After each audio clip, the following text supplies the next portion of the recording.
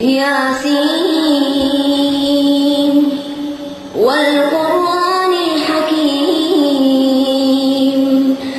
إنك لمن المرسلين على صراط مستقيم.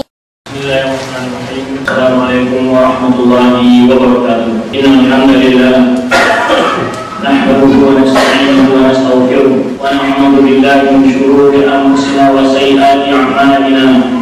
من يهده الله فلا مضل له ومن يضلل فلا هادي له. وأشهد أن لا إله إلا الله وحده لا شريك له وأشهد أن محمدا عبده ورسوله لا نبي بعده. يا أيها الذين آمنوا اتقوا الله حق تقاته ولا تموتن إلا وأنتم مسلمون.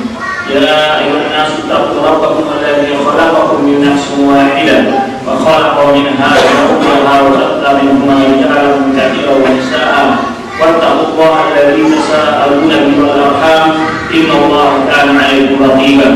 يا أيها الذين آمنوا اتقوا الله وقولوا قولا سديدا يصلح لكم أعمالكم ويغفر لكم ذنوبكم ومن يطع الله ورسوله فقد فاز فوزا عظيما.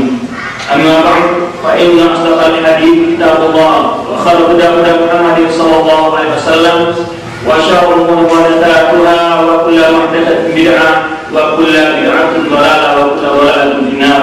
Para ikhwan dan akhwat yang dirahmati Allah Subhanahu wa taala, kembali pada siang hari ini kita berjumpa dalam rangka menambah pengetahuan dan wawasan kita tentang agama yang kita cintai ini.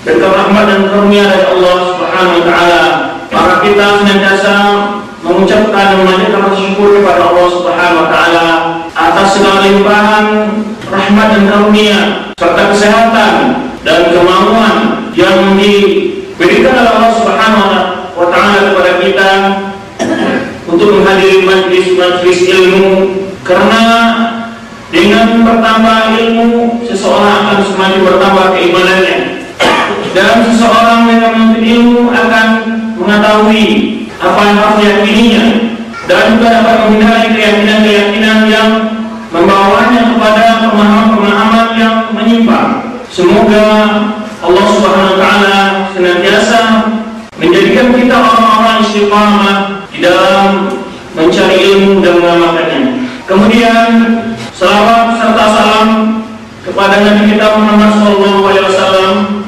yang telah bersusah payah dan berkorban untuk tegaknya cahaya tauhid di bumi Allah Subhanahu wa taala.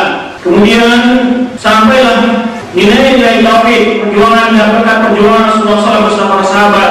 Pada hari ini kita dapat mengenal bagaimana beriman kepada Allah, bagaimana beribadah kepada Allah, bagaimana kita di dalam menjalankan perintah-perintah Allah, serta bagaimana kita dalam menjalankan kehidupan kita sehari-hari sesuai dengan keridhaan Allah Subhanahu wa taala. Semuanya telah disampaikan oleh pembawa acara tadi bahwa pembahasan kita pada kesempatan kali ini adalah kemuliaan Ahlul Bait dalam pandangan Ahlussunnah wal Jamaah. Alasan kita atau tujuan kita membahas pembahasan ini adalah, pertama, tidak luput dalam kitab-kitab akidah Ahlussunnah wal Jamaah membahas masalah ini. Ini menunjukkan penting dan urgennya kata orang pembahasan ini. Menunjukkan bahwa Ahlussunnah wal Jamaah di antara akidah mereka adalah yaitu memuliakan Ahlul Bait. Tetapi tujuan kedua kita adalah sebagai jawaban dan bantahan kepada orang-orang yang menuduh bahwa Ahlussunnah wal Jamaah tidak mencintai Ahlul Bait. Yang kedua, yang ketiga adalah tujuan kita menunjukkan siapakah sebenarnya yang cinta Ahlul Bait. Apakah orang-orang Syiah Rafidhah atau orang Ahlussunnah wal Jamaah? Yang keempat adalah banyaknya di masa sekarang orang yang mengaku Ahlul Bait, emang benar-benar yang kita tidak mengingkari, tidak mencela keturunan seseorang kalau mereka benar-benar dari keturunan Ahlul Bait. Tetapi kenapa mereka melakukan membawa ajaran-ajaran yang tidak sesuai dengan ajaran yang dibawa oleh para Ahlul Bait itu sendiri, atau yang dibawa oleh Rasulullah SAW? Dan ada pula di sana orang yang mengaku Ahlul Bait padahal dia dia bukan ahlul bait, tapi dengan memakai label ahlul bait mereka dapat memperoleh kesenangan duniawi, ya, kehormatan dan jabatan atau harta dan seterusnya.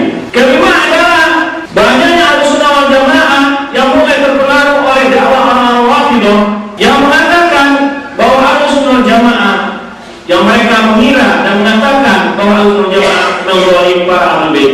Maka dalam makanan pembahasan kita kali ini, kita ingin membahas bagaimana pandangan Ahlussunnah wal Jamaah terhadap ahlul bait.